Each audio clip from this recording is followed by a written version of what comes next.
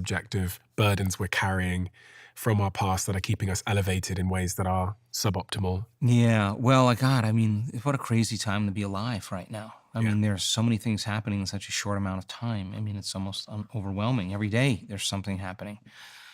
And, so living in stress is living in survival.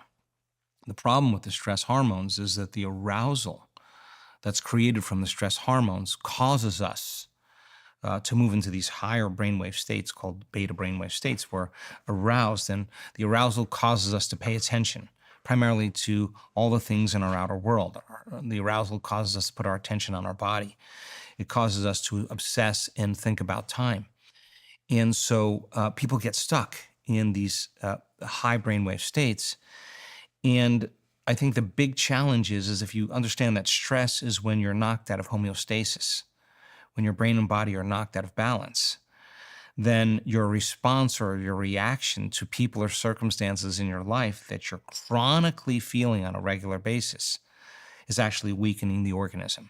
Because when you turn on that emergency system, the fight or flight nervous system, because of the hormones of stress, and you move your body out of balance and it has no time to recover and turn back to balance, now you're headed for disease, because no organism can live in emergency mode for that extended period of time.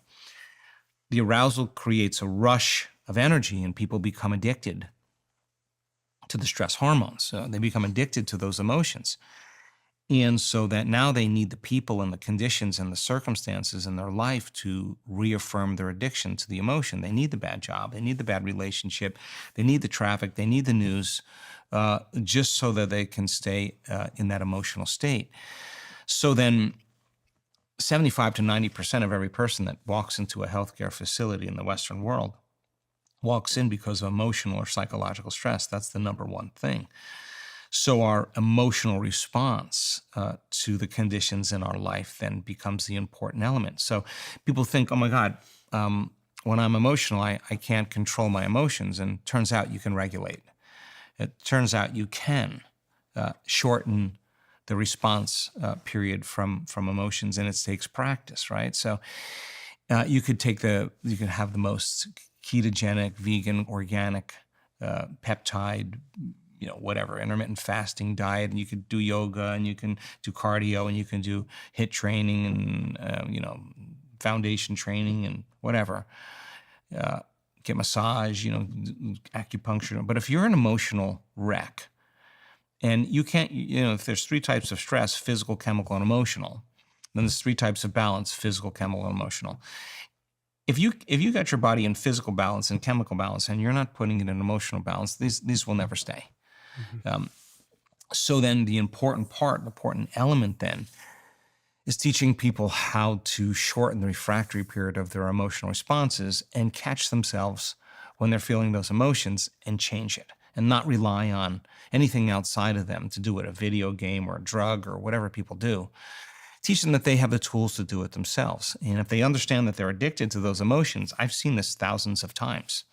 There's always an aha moment, like, I'm addicted to anger? Like, really? Oh my God, maybe I am.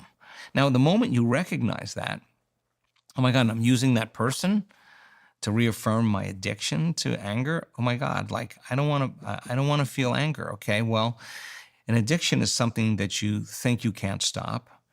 Addiction is doing something that you know isn't good for you, and you're doing it anyway, right? So if these emotions are addictive, then I'm going to probably go through withdrawals. I've probably overdosed a few times. I've probably had a couple bad trips. Okay, so let me get really clear, like, how am I going to change this? So if the change is to be greater than your body, your environment, and time, and when you live in stress and you live in survival, all your attention is on your body, your environment, and time, it means that when we're living in stress, it's really hard to change, because it's not a time to change. It's time to run, fight, and hide, right? So teaching people how to break those emotional addictions is the side effect of that is called joy. A person is no longer tormenting their body and keeping it out of balance. And many people who heal in this work, they don't say, oh, I'm gonna heal this health condition. They'll say, the first thing I'm going to do, and this is the majority of them, is I'm going to work on getting my body back into homeostasis. Like, I'm going to work on regulating my emotional states. I'm not going to react in this way. I'm not going to respond this way. That's the work right there. Is breaking those emotional addictions so that we can move out of survival. And in survival, it's not a time to create. In survival, it's not a time to meditate. It's not a time to close your eyes and go within. You'd be eaten. It's not a time to be vulnerable. It's not a time to open your heart, right?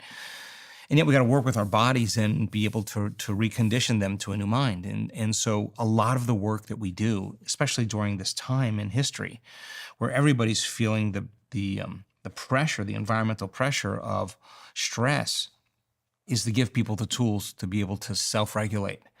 And when I mean self-regulate, that means move from one emotional state to another emotional state. And it's not bad that we react. We all react. I react. But the question is, how long? Like, how long are you going to react for? Because if you keep doing it for months or years, it ultimately becomes your personality.